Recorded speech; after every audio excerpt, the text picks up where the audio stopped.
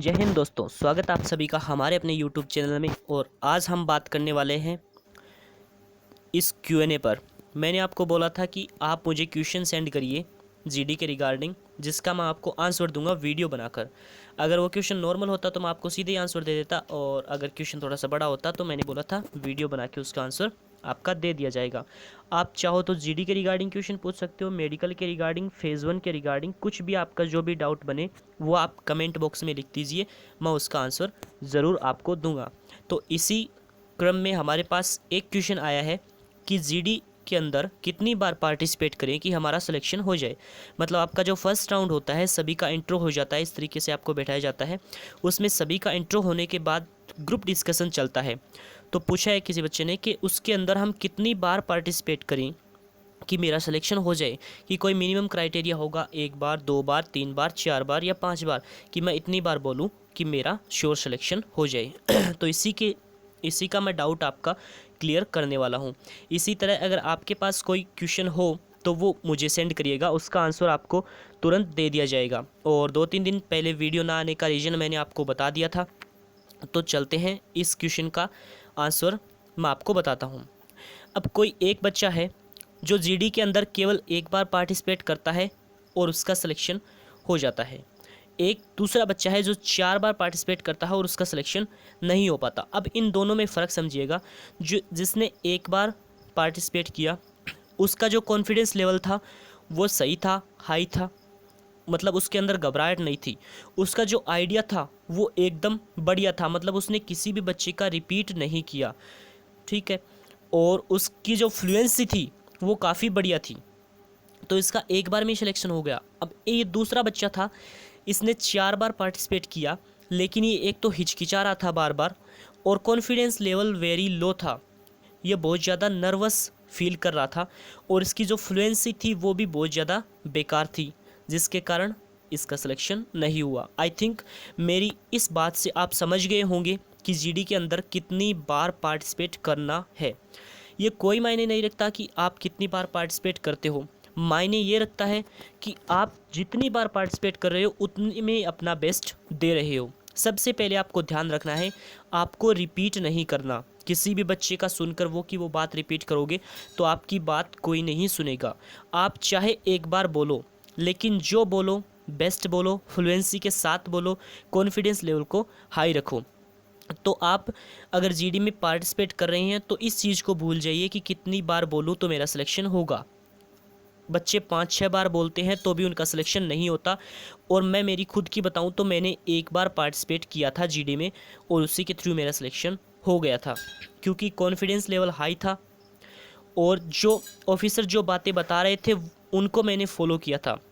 अब 4 बार बोलने वाले बच्चे की मैं आपको बात बताऊं तो हमारे जब इंट्रो में जो चल रहा था जीडी, उसके अंदर हुआ ये था कि ऑफिसर ने बोला कि आपको 1 मिनट का टाइम दिया जाता है। उन्होंने हमें मिनट नहीं बोला था, उन्होंने हमें बोला कि आपको खुद का इंट्रो बोलना है, उसके बाद जैसे ही मैं बोलूँ टॉपिक इंट्रो, उसी टाइम आपको टॉपिक का इंट्रो स्टार्ट कर देना है। अब एक बच्चा था, उसको सर ने 3-4 बार बोला कि टॉपिक इंट्रो, लेकिन वो खुद का इंट्रो बोले जा रहा था। जब तक कि उसका इंट्रो पूरा नहीं हुआ तभी उसने टॉपिक का इंट्रो स्टार्ट किया। मतलब उन ऑफिसर्स की बात को उसने फॉलो नहीं किया।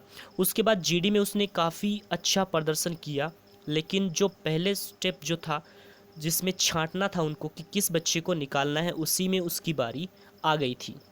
क्योंकि ऑफिसर ने आपको साफ साफ बोला था कि जब मैं बोलूं उसी के अकॉर्डिंग आपको ये काम करना है। अब जो बच्चा जीडी में ही उनका कहा नहीं मान रहा, तो वो आगे ट्रेनिंग में क्या उनका कहा मानेगा। तो उस बच्चे को आउट कर दिया गया। हमारा बेच था पूरा 14 लोगों का, उसमें केवल मात्र वो एक बच्चा आउट हुआ था, वो भी अपनी गलती के कारण। तो ये कुछ चीज़ें होती हैं जो आपको ध्यान रखनी होती है। जीडी का आपका क्लियर हो जाता है कितना, 80% आपका क्लियर हो जाता है अगर आप वहाँ पर उनकी बातों को ध्यान से सुन लें। जो वो बात बताएं उनको अगर फॉलो कर लें तो आपका 80% वहीं पे क्लियर हो जाता है। एक चीज़ और, अब कुछ लोग बोलते हैं कि केवल मात्र इंग्लिश बोलने वालों का ही जीडी क्लियर होता है, हिंदी वालों का नहीं होता। ये भी कोई बात वैसे तो है कि आपको इंग्लिश आनी चाहिए, लेकिन कुछ बार ऑफिसर्स क्या होते हैं, वो आपके कॉन्फिडेंस लेवल को देखकर आपको हिंदी में बोलने का मौका देते हैं।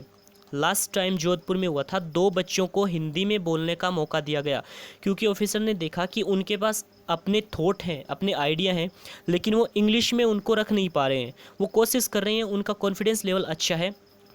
2 बच्चों की बात बता रहा हूँ, लेकिन एक का थोड़ा अच्छा था, एक का थोड़ा ख़राब था। तो दोनों को मौका दिया गया कि आपको हिंदी में भी बोलने का मौका मैं दे रहा हूँ।